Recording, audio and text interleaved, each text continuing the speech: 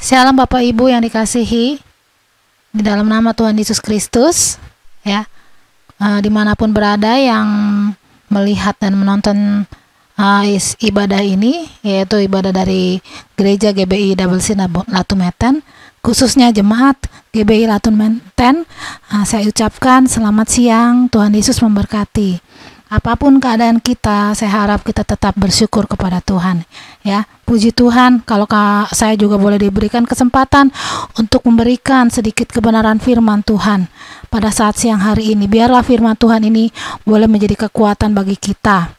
Saya bersyukur kepada Tuhan dan juga kepada suami saya, ya, Bapak Kempeta Titi, yang sudah memberikan waktunya untuk saya untuk kembali membagikan kebenaran firman Tuhan, di mana kita boleh sama-sama belajar mengenai firman Tuhan ini supaya kita tetap kuat, ya, supaya kita tetap berada di dalam jalurnya Tuhan. Puji Tuhan, ya. Memang sebenarnya ya saya juga nggak mengharapkan untuk saya dapat memberikan firman Tuhan, tapi inilah tugas orang hamba Tuhan, di mana ketika kita sudah mempelajari banyak tentang kebenaran firman Tuhan, kita juga harus memberikan kepada orang-orang yang membutuhkan kebenaran firman Tuhan. Puji Tuhan, pada saat siang hari ini saya akan memberikan tema khotbah saya, yaitu fokus orang percaya. Ya, seringkali fokus kita sebagai orang-orang yang hidup sebagai manusia, seringkali fokus kita buyar, ya, karena sesuatu hal, karena masalah, fokus kita seringkali buyar. Jadi kita tidak tahu apa yang harus kita lakukan, apa yang harus kita kerjakan. Oleh karena itu, pada saat siang hari ini saya memberikan tema firman Tuhan yang akan kita dengarkan, yaitu fokus orang percaya, ya. Kita akan mengupas di kitab Amos pasal yang kelima, ya. Di sini ada beberapa perikop, yaitu tentang Israel, ya, biasa tentang Israel, di mana Amos ini adalah nabi kecil, ya, di bangsa Israel. Dia sebenarnya bukan nabi, dia cuma seorang peternak dari kota yang bernama Tekoa. Tetapi Tuhan memilih dia untuk dia memberikan teguran kepada Israel, untuk Israel ini kembali kepada Tuhan. Di sini Amos pasal 5 ayat yang pertama, perikopnya berjudul ratapan tentang Israel, ya. Di sini berisi tentang di mana orang Israel akan meratap. Ya, ini sudah diperingatkan oleh Amos. Di sini dikatakan di ayat 2, telah rebah, tidak akan bangkit-bangkit lagi anak darah Israel, terkapar di atas tanahnya, tidak ada yang membangkitkan. Anak darah itu siapa? Saya perlu jelaskan, anak darah ini adalah bangsa Israel sendiri, di mana bangsa Israel dihubungkan dengan Allah, yaitu dia menjadi mempelai Kristus. Dan Israel ini juga gambaran seperti kita adalah Israel rohani. Gereja Tuhan digambarkan seperti Israel rohani, yang dimana kita menjadi umat pilihan Tuhan, mempelai Kristus, mempelai wanita, dan Kristus sendiri adalah mempelai prianya. Ya, ketika Yesus datang kali yang kedua, kita akan menjadi sepasang mempelai yang akan masuk dalam kerajaannya, hidup memerintah bersama-sama dengan Tuhan Yesus. Di sini dikatakan Israel akan terkapar di atas tanahnya. Ayat 3, beginilah firman Tuhan Allah kepada kaum Israel, kota yang maju berperang dengan 1000 orang dan padanya akan tersisa 100 orang sisa, ya. Dan yang maju berperang dengan 100 orang akan tersisa 10 orang. Wah, cukup miris, ya. 10% yang selamat, yang lainnya binasa. Dan di sini kenapa Tuhan memberikan hal-hal seperti ini kepada Amos untuk memperingatkan bangsa Israel? Karena ada hal-hal yang Israel buat yang mendukakan hati Tuhan, ya. Tetapi di ayat yang keempat sampai yang keenam di sini ada nasihat, ya, yang akan diberikan oleh Amos kepada Israel, yaitu supaya bangsa Israel ini mengapain aja harusnya. Nah, kita baca, ya, ayat yang keempat sampai yang keenam. Sebab beginilah firman Tuhan kepada kaum Israel, carilah aku, maka kamu akan hidup. Janganlah kamu sesat, janganlah kamu mencari Betel, janganlah pergi ke Gilgal, dan janganlah menyeberang ke Beersheba. Sebab Gilgal pasti masuk ke dalam pembuangan dan Betel akan lenyap. Carilah Tuhan, maka kamu akan hidup, supaya ia jangan memasuki keturunan Yusuf bagaikan api yang memakan habis dengan tidak ada yang memadamkan bagi Betel. Kita akan lihat di sini ayat ya. Ada larangan. Kita kupas dulu tentang larangan. Larangan apa yang tidak boleh ya? Larangan apa yang dilarang oleh Tuhan ya? Lewat Amos di sini di ayat yang kelima, janganlah kamu mencari Betel, janganlah pergi ke Gilgal, dan janganlah menyeberang ke Berseba. Saya waktu mendapatkan ayat ini, saya renungkan apa sih maksudnya Betel, Gilgal, dan Berseba. Saya ingat kalau Betel itu dari bahasa asli disebut Bet dan El, yaitu rumah Allah. Seringkali Betel ini dikaitkan dengan rumah Allah, memang rumah Allah. Ketika itu, waktu itu Yakub bermimpi di Betel, dan ia menamakan Betel itu, dan dia mendirikan suatu tugu peringatan bahwa itu adalah rumah Allah. Nah, di sini kita boleh melihat jangan mencari Betel. Kenapa saya mikir kenapa jangan mencari rumah Allah? Ya, karena pada zaman waktu Amos, di saat-saat Amos, bangsa Israel itu sudah menyalahgunakan Betel itu, sudah menyalahgunakan rumah Allah itu. Ya, kenapa dilarang mencari Betel? Ya, seringkali kita sebagai anak Tuhan terkecoh. Kita hanya mencari Betelnya, kita hanya mencari rumah Allahnya. Kita tidak mencari siapa yang ada di dalam rumah Allah itu, siapa pemilik rumah Allah itu. Ya, seperti di Matius 21, ya. Kenapa? Yang pertama, Matius pasal 21, ya, kita buka. Ini di mana peristiwa Tuhan Yesus marah di dalam bait Allah. Lalu Yesus masuk ke bait Allah dan mengusir semua orang yang berjual beli di halaman bait Allah. Ia membalikan meja-meja penukar uang dan bangku-bangku pedagang merpati dan berkata kepada mereka, ada tertulis, rumahku akan disebut rumah doa, tetapi kamu menjadikannya menjadi sarang penyamun. Nah, di sini dikatakan Yesus marah saat itu, ya, di bait Allah di Yerusalem, karena semua orang pada berdagang, semua orang berebut di situ untuk mencari keuntungan. Mereka tidak lagi fokus bukan untuk beribadah atau berdoa kepada Tuhan, ya, tetapi apa? Untuk berdagang. Ya, sekarang ini kita juga alami ya. Nah, kita suka alami banyak rumah-rumah Tuhan yang sudah dijadikan ajang untuk kepentingan diri sendiri, ya. Bukan Tuhan yang dimuliakan, tapi untuk kepentingan diri sendiri, ya. Maaf kalau saya berbicara demikian, karena memang era globalisasi ini sudah banyak hal-hal yang fokus kita berubah. Fokus kita bukan kepada Tuhan lagi, tetapi fokus kita kepada hal-hal daging. Ya, kita beribadah hanya untuk Tuhan, saya ada masalah, saya ke gereja supaya doa saya dijawab, supaya saya mendapat solusi. Itu saja. Kelar situ kita happy, kita lupa dengan Tuhan. Nah, di sini juga sama, bukan zaman sekarang aja yang terjadi, zaman dulu juga pun terjadi, khususnya di bangsa Israel. Ketika Tuhan Yesus mengutus Amos untuk menegur bangsa Israel, hal itu sudah terjadi di dalam kerajaan Israel, ya, di dalam bangsa Israel. Mereka sudah lupa dengan Tuhan yang membebaskan mereka dari bangsa Mesir. Nah, ayat yang kedua, yang kedua, kenapa dilarang mencari Betel? Matius 12 ayat 5 sampai 6. Ayat 5. Atau tidakkah kamu baca dalam kitab Taurat bahwa pada hari-hari Sabat imam-imam melanggar hukum Sabat di dalam bait Allah, namun tidak bersalah? Aku berkata kepadamu, di sini ada yang melebihi bait Allah. Jadi kita bukannya tidak boleh mencari ke rumah Allah, bukan. Asal di sini dikatakan bahwa imam pun bersalah di dalam bait Allah, melanggar, tapi dia tidak bersalah. Kenapa imam? Kadang imam juga meloloskan orang-orang yang berbuat kesalahan. Ya sudahlah, biarkanlah dia, ya, pendeta-pendeta, hamba-hamba Tuhan, pelayan-pelayan, ya sudahlah, tutup mata aja, kesalahannya cuma dikit doang, tetapi itu yang menjadi murka Tuhan, ya. Imam-imam bisa kompromi dengan hal-hal yang tidak boleh di hadapan Tuhan, ya. Ini adalah yang merupakan kekejian bagi Tuhan.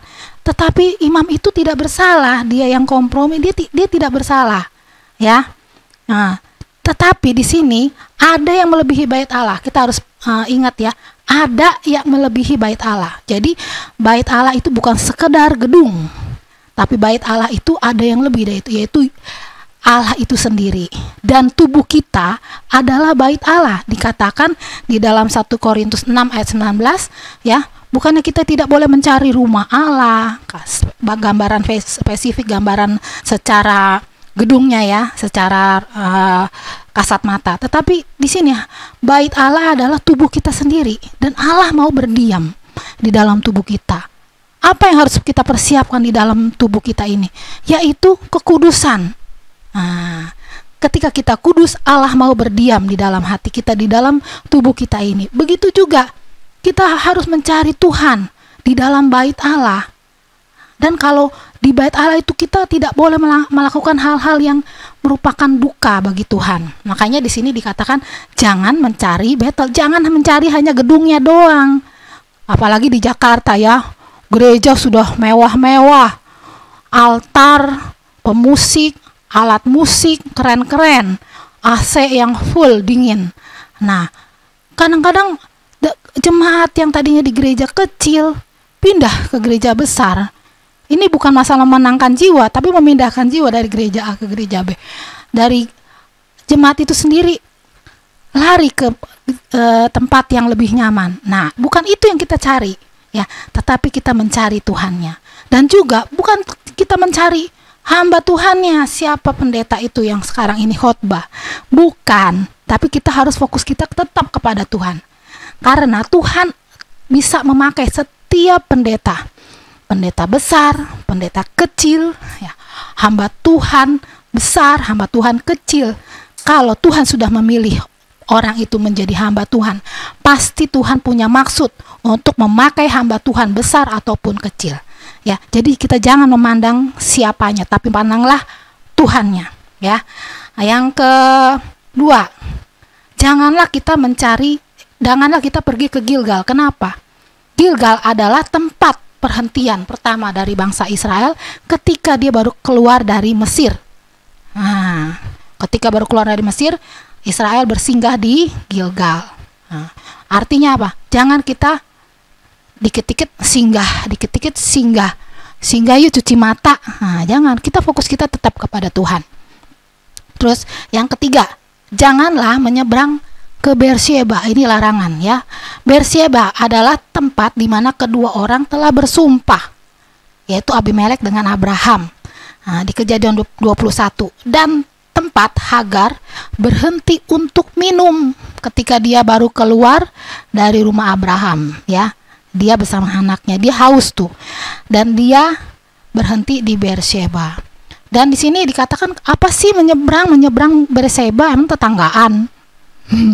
Di sini menyeberang dari istilah Kamus Besar Bahasa Indonesia artinya melawan arus, nah, membelot, ya, kompromi ke pihak musuh. Artinya kita jangan berani-berani atau coba-coba menyeberang ke hal-hal yang berlawanan dengan Tuhan, ya. Artinya membelot, kompromi. Kalau kita tidak kuat, saya mau menginjil ke si A, si B yang keluar jalur. Kalau kita tidak kuat, kita bisa jatuh, ya. Nah, inilah kesimpulan dari larangan yang Tuhan berikan di ayat yang kelima, yaitu jangan mencari Betel, hanya rumahnya doang, gedungnya doang. Jangan pergi ke Gilgal, ya. Jangan singgah, ya. Jangan kesinggah ke tempat-tempat yang aneh-aneh lah. Kita tetap kepada Tuhan fokus. Atau jangan ke Beersheba, jangan berlawanan ke pihak musuh. Makanya kita di sini belajar untuk kita kembali fokus kepada Tuhan. Saat-saat ini situasi yang yang sulit, kita boleh belajar kembalikan fokus kita kepada Tuhan. Jadi apa yang harus dilakukan oleh umat Tuhan? Nah, kita akan kembali. Ini ada poin penting. Ada 3 hal yang saya catat di sini. Di Amos, kita kembali kepada Amos pasal ke-5 ayat 4. Sebab beginilah firman Tuhan, carilah aku. Nah, yang pertama poinnya adalah carilah aku, maka kamu akan hidup. Diulangi lagi di ayat yang ke-6, carilah Tuhan. Akunya dipertegas dengan kata Tuhan, maka kamu akan hidup. Ya. Kenapa hidup? Saya udah masih hidup kok. Artinya hidup secara rohani. Ya, jangan rohani kita mati. Makanya kita harus mencari Tuhan supaya ia jangan memasuki keturunan Yusuf bagaikan api. Ya, Yusuf yang telah memberikan kehidupan kepada bangsa Israel ketika dia kelaparan di Mesir. Nah, Yusuf yang telah yang tidak dihargai oleh saudara-saudaranya, dia justru yang memberikan berkat untuk bangsa Israel ini supaya tetap hidup di Mesir. Dan di sini dikatakan jangan ia memasuki keturunan Yusuf bagaikan api, yaitu kemarahan Tuhan, dan jangan yang memakan habis dengan tidak ada yang memadamkannya lagi. Di sini kita boleh belajar bahwa kita harus tetap mencari Tuhan. Cari apanya? Ya, di sini saya catat poin-poinnya. Cari Tuhan tuh cari apanya? Cari firman-Nya yang dituliskan di dalam Mazmur 119 ayat 105. Itu ayat hafalan ya. Firman-Mu pelita bagi kakiku dan terang bagi jalanku. Nah, di sini kita boleh melihat bahwa firman Tuhan itu pelita bagi kaki kita dan terang bagi jalan kita. Kalau kita lupa, kita kembali kepada firman. Kita baca firman-Nya, yaitu Alkitab. Kita harus rutin membaca untuk kita tetap bertumbuh di dalam iman. Apalagi hari-hari ini kita banyak di rumah, berarti banyak waktu untuk kita membaca firman. Yang kedua, carilah wajah-Nya. Ya, kita buka di dalam Mazmur 27. Ya, apa tuh cari wajah-Nya? Wajah Tuhan seperti apa? Saya belum lihat kok. Mazmur 27. Kita buka. Satu hal telah Mazmur 27, ayat yang ke-8. Hatiku mengikuti firman-Mu, carilah wajahku, maka wajah-Mu ku cari ya Tuhan. Ini dituliskan oleh Daud. Daud mengatakan kepada Tuhan, hatiku mengikuti firman-Mu. Karena dia membaca firman, disuruh carilah wajah-Nya, makanya dia menuruti. Raja Daud ketika berada di dalam kesesakan, dia mencari Tuhan lewat firman-Nya. Ketika dia membaca firman-Nya, dia disuruh mencarilah wajahku, makanya ku cari ya Tuhan. Seperti apa mencari wajah Tuhan? Bagaimana caranya? Ya, dengan berdoa. Dengan berdoa kita intim dengan Tuhan, maka kita bisa melihat ada hadirat Tuhan. Disitulah ketika hadirat Tuhan itu memenuhi kita, ketika kita sedang berdoa secara pribadi kepada Tuhan, kita boleh melihat wajah-Nya Dia, wajah Tuhan yang menyinari kita, yang memberikan kita damai sejahtera. Yang ketiga, cari kekuatan-Nya. Di Mazmur 105 ayat 4, cari kekuatan-Nya, ya. Kita jangan cari kekuatan manusia, tetapi kita harus cari kekuatan Tuhan. Mazmur 105 ayat 9. Yang diikatnya dengan Abraham dan bersumpah kepada ayat 4. Carilah Tuhan dan kekuatan-Nya. Carilah wajah-Nya. Berarti kekuatan Tuhan dan wajah-Nya itu berseiringan. Karena ketika kita berdoa, di situ kita menemukan hadirat Tuhan, kita merasakan ada bertemu dengan Tuhan. Ya, banyak orang yang berdoa bilang, saya berjumpa dengan Tuhan dan saya mengalami lawatan Tuhan. Dan di situ ketika kita setelah selesai berdoa, kita merasa dikuatkan kembali. Nah, itulah carilah kekuatannya. Ketika kita mendapatkan sukacita kembali, kita kuat kembali.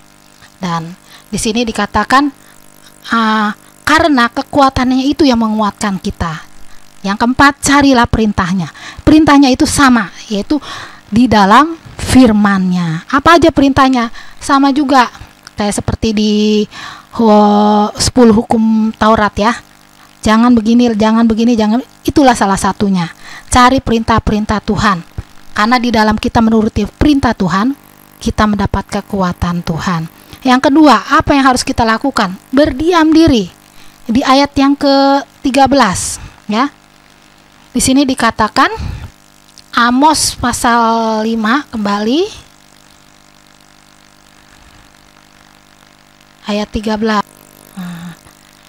Sebab itu orang yang berakal budi akan berdiam diri pada waktu itu, karena waktu itu adalah waktu yang jahat. Ya, orang yang berakal budi akan berdiam diri. Tapi di terjemahan King James, Alkitab King James, saya catat di sini dalam bahasa Inggris ya, saya tidak usah bacakan. Tapi artinya karena itu yang bijaksana tetap diam di waktu yang jahat. Kayak gitu, ada waktunya kita berdiam, ada waktunya kita berbicara. 1 Petrus 4 ayat 7. Kenapa harus berdiam? Ya, di sini dikatakan 1 Petrus 4 ayat 7 supaya kita dapat berdoa. 4 ayat 7. Kesudahan segala sesuatu sudah dekat. Karena itu kuasailah dirimu dan jadilah tenang. Ya, ada baiknya untuk kita menguasai diri kita supaya kita tenang. Setelah tenang kita dapat berdoa ya. Itulah yang dinamakan orang yang bijaksana. Contohnya seperti Yusuf itu bijaksana, makanya dia dipercayakan untuk memegang waktu itu pemerintahan di Mesir ya.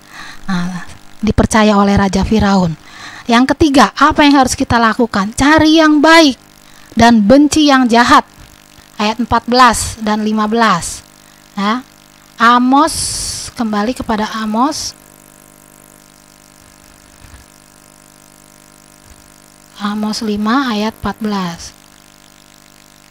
Carilah yang baik dan jangan yang jahat, supaya kamu hidup. Nah, cari yang baik. Apa tuh yang baik ya? Yaitu hal-hal yang baik. Perintah Tuhan salah satunya. Seperti di Matius pasal 19 ayat 16 sampai 19 itu seorang muda, ada cerita tentang seorang muda yang datang kepada Tuhan Yesus. Dia bertanya, Tuhan, apakah yang harus aku lakukan supaya aku dapat masuk dalam kerajaan-Mu, supaya aku beroleh hidup? Tuhan Yesus bilang apa? Turutilah segala perintah-Ku. Ya, apa tuh perintahnya Tuhan? Jangan ada padamu Allah lain di hadapanku. Ya, jangan menyebut nama Tuhan dengan sembarangan. Kuduskanlah hari Sabat. Hormatilah ayah dan ibumu dan bla bla bla, sampai jangan mencuri, jangan berzina, jangan membunuh, jangan sampai ke jangan mengingini milik orang lain, yaitu 10 hukum Taurat. Itu jawab, Tuhan, saya sudah melakukan semuanya itu Tuhan, tapi kayaknya belum abdol deh, belum pol, ada yang kurang. Dia merasa. Tuhan Yesus bilang, oleh karena itu jualah segala milikmu ya, dan bagi-bagikanlah itu kepada orang miskin. Nah, setelah dia dengar seperti itu, wah, berat Tuhan. Dia pergi, dia meninggalkan Tuhan Yesus. Nah, akhirnya Tuhan Yesus bilang, orang kaya sukar masuk ke dalam kerajaan sorga ya. Bukan orang kaya aja ya, kita semua juga kalau yang tidak menuruti perintah Tuhan juga akan seperti itu. Makanya ini adalah perumpamaan. Apa yang dimaksud Tuhan Yesus mengenai seorang muda yang kaya? Artinya supaya hati kita tidak berpaut kepada harta kita, hati kita tidak berpaut kepada materi yang kita punya. Jangan kita menjadikan materi yang kita punya itu menjadi berhala dalam hidup kita, sehingga kita tidak bisa melihat apa yang Tuhan mau dalam hidup kita. Kita menjadikan Allah di dalam hidup kita, Allah lain. Nah, Tuhan tidak mau ya. Orang yang berlimpah hartanya tetapi dia terlalu sayang, hidupnya terlalu terikat dengan hartanya. Dia pergi, dia takut dicuri, takut dirampok, takut segala-galanya.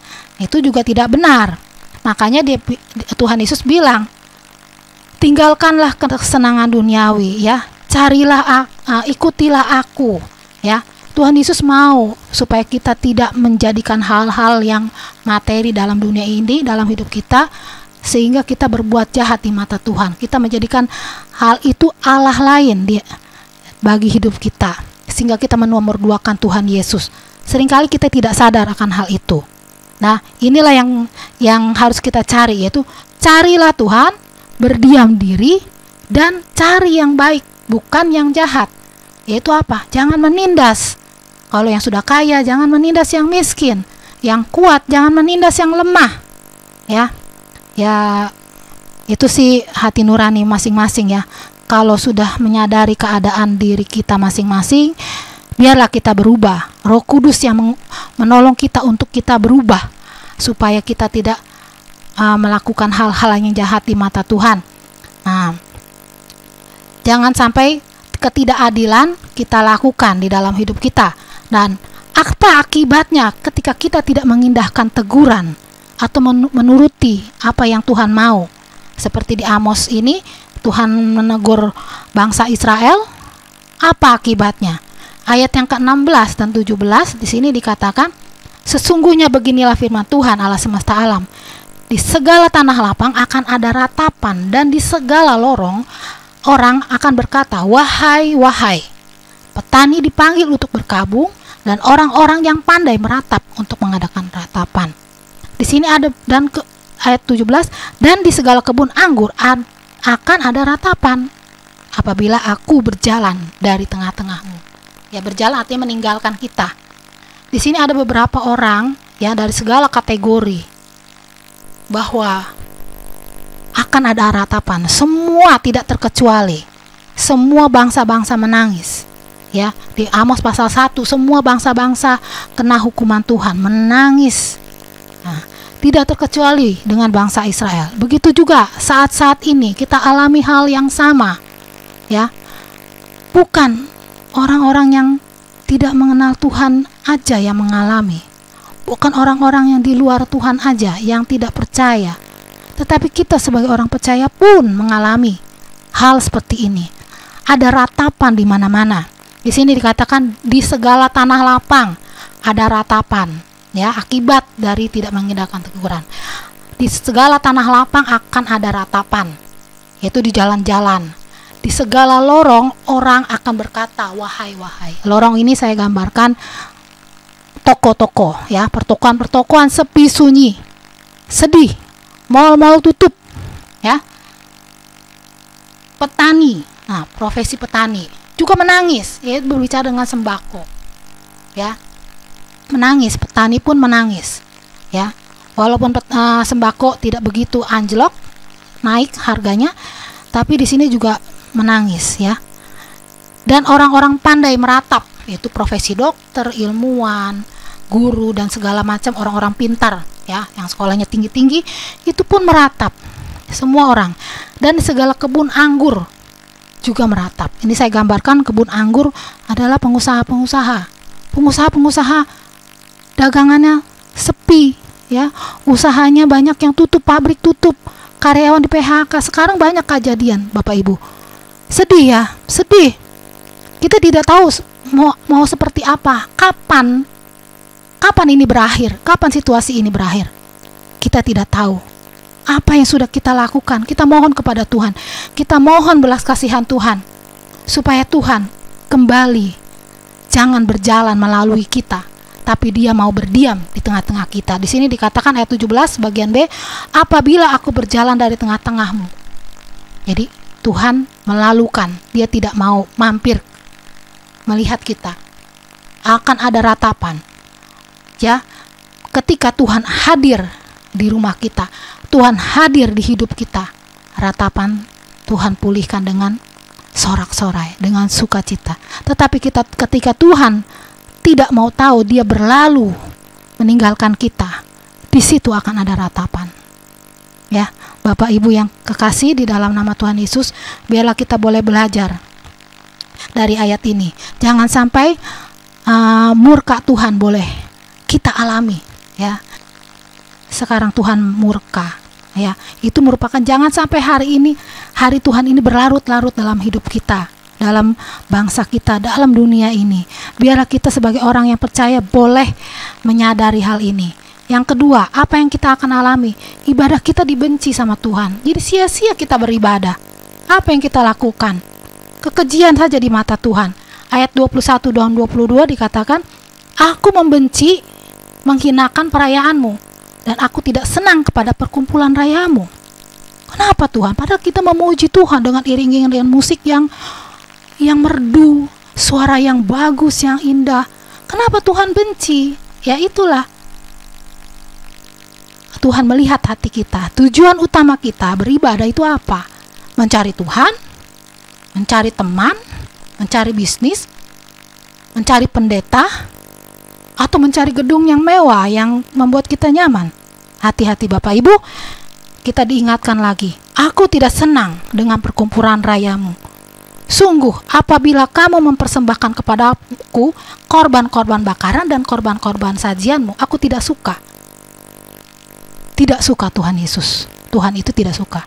Apalagi di zaman dulu ada penyelewangan di dalam ibadah, ya. Namanya Amasya, pemimpin ibadah pada saat itu. Amasya ini meloloskan orang-orang yang menyembah berhala, beribadah, terus melakukan hal-hal yang tidak benar di hadapan Tuhan. Ya, sepertinya beribadah tapi hati mereka sesungguhnya tidak. Nah, Amasya bilang, ya sudahlah, biarkan saja, yang penting mereka bawa persembahan, yang penting mereka kasih korban bakaran. Wah, kayak kita sekarang, yang penting mereka kasih perpuluhan, mereka hidupnya seperti apa terserah mereka, yang penting mereka datang ke sini bawa korban. Nah, ini hal Tuhan benci. Tuhan tidak menginginkan persembahan itu. Tuhan menginginkan persembahan yang sebenarnya, itu tubuh kita. Di Roma 12 ayat 1, persembahan yang hidup adalah persembahan yang kudus, yaitu tubuh kita sendiri dipersembahkan. Pikiran kita fokus kepada Tuhan. Ayat yang ketiga, apa yang akan terjadi ketika kita tidak mendengarkan teguran itu? Masuk dalam pembuangan ke Damsyik. Wah, masuk ke dalam pembuangan ke Damsyik. Damsyik itu di mana? Kota yang jauh dari Israel waktu itu, yaitu bangsa yang mau merebut Israel, ya, bangsa Aram. Salah satu kota dari bangsa Aram. Aram ini sedang memperebutkan Israel untuk masuk ke dalam. Nah, kita mau dibuang ke pihak musuh. Waktu itu Israel mau? Tidak mau, karena ketika dibuang ke sana sungguh menyakitkan, ya. Apalagi dibuang ke tempatnya pihak musuh. Nah, di sini dikatakan seperti juga dengan kita. Kalau kita tidak menuruti firman Tuhan, mengindahkan teguran, tidak mendengar, kita akan masuk ke dalam pembuangan. Pembuangannya kemana? Nah, di sini Matius 13 ayat 30, ya, dari 24. Waktu minggu lalu saya ada menceritakan ke sekolah minggu, ada perumpamaan tentang lalang dan gandum, di mana lalang bertumbuh-tumbuh bersama-sama dengan gandum. Ya, gandum ditanam adalah benih yang baik oleh petani, tetapi lalang itu tidak ditanam oleh petani. Dia benih dari si jahat. Dan lalang ini bertumbuh bersama-sama di satu kebun bersama-sama dengan gandum. Ketika petani itu lihat, kok ada seperti ini, pekerja-pekerjanya protes. Yuk kita cabut aja Pak, Tuhan kita cabut. Tapi petani itu bilang, jangan dicabut. Biarkan lalang dan gandum bertumbuh bersama-sama sampai tiba waktunya menuai. Artinya apa? Kalau dicabut saat itu, maka gandum pun akan tercabut. Nah, petani itu bilang, ketika sudah menuai, sang penuai itu yang akan mencabut. Siapa penuai itu? Tuhan sendiri. Dan yang akan memisahkan itu adalah malaikat-malaikat Tuhan. Malaikat akan pisahin yang lalang mana, yang gandum mana. Yang gandum akan masuk ke lumbung, yang lalang akan dibuang, diikat dan dibuang dan dibakar. Nah, begitu juga kita yang tidak mendengarkan Tuhan, tidak mendengarkan teguran dan tidak mengikuti perintah Tuhan, kita akan diikat seperti lalang yang masuk ke dalam pembuangan dan dibakar, yaitu ke dalam neraka, ke dalam api yang tidak terpadamkan. Biarlah firman Tuhan ini boleh menguatkan kita. Hal-hal apa yang harus kita cari, hal-hal apa yang harus kita lakukan dan apa akibatnya kalau kita tidak melakukannya, dan larangannya apa yang harus kita tidak boleh cari. Ya, Allah membenci upacara keagamaan. Hanya upacara Allah benci. Hanya rutinitas artinya. Saya dari kecil udah Kristen, sudah anak Tuhan. Jangan. Jadi kita mengikuti Tuhan hanya karena tradisi. Jangan, biarlah kita mengalami pengalaman yang baru. Di sini saya ada cuplikan satu kata-kata yang menguatkan kehadiran gereja, nyanyian dan pujian orang percaya bukan untuk mencari kesenangan sendiri, tetapi untuk memuliakan Tuhan. Ya, Allah ingin orang-orang saleh hidupnya. Ya, Allah ingin kita hidup saleh. Ya, dan kemunafikan religius, religius agama. Ya, pura-pura rohani. Ya, itu merupakan kekejian bagi Tuhan. Ya, yang akan mendatangkan hukuman. Nah, oleh karena itu pada saat siang hari ini, biarlah di tengah-tengah situasi yang sulit ini, kita boleh menyadari siapakah saya, apakah saya sudah berkenan di hadapan Tuhan, apakah saya sudah benar-benar mencari Tuhan selama ini. Biarlah kita boleh memperbaiki hidup kita, biarlah Tuhan mempercepat krisis ini berlalu, dan kita boleh dapat memperoleh kemenangan demi kemenangan, sehingga kita boleh duduk bersama-sama dengan Tuhan Yesus nanti kali yang kedua ketika dia datang kembali. Kita tidak masuk ke dalam pembuangan, tapi kita boleh masuk ke dalam kerajaan sorga. Puji Tuhan, Tuhan Yesus memberkati. Haleluya. Kita berdoa sebentar. Bapa kami yang di dalam surga, terima kasih Tuhan kalau kami sudah mendengarkan kebenaran firman. Pada saat siang hari ini Tuhan, kami boleh belajar Tuhan, supaya kami melihat akan diri kami sendiri, siapakah kami sebenarnya Tuhan. Apakah kami sudah mempermuliakan nama-Mu? Apakah kami sudah mencari Engkau yang sesungguhnya Tuhan? Apakah selama ini kami hanya mencari untuk kepentingan diri kami sendiri Tuhan di dalam ibadah? Tuhan Yesus, ampuni kami Tuhan. Tuhan Yesus, ubahkan kami Tuhan, untuk kami boleh menjadi anak-anak-Mu yang dapat mempermuliakan nama-Mu, anak-anak-Mu yang berkualitas Tuhan, supaya kami dapat senantiasa masuk ke dalam kerajaan-Mu yang kekal itu Tuhan. Tuhan Yesus, di saat-saat situasi yang begitu sulit saat ini Tuhan, biarlah kami boleh tetap berdiam diri Tuhan. Kami boleh tetap bersyukur dan kami boleh tetap berdoa di hadapan-Mu. Kami mencari wajah-Mu selalu. Kami mencari kekuatan-Mu Tuhan. Terima kasih Tuhan, terima kasih. Terpujilah nama-Mu kekal selama-lamanya. Hanya di dalam nama Tuhan Yesus kami sudah berdoa. Haleluya. Amin.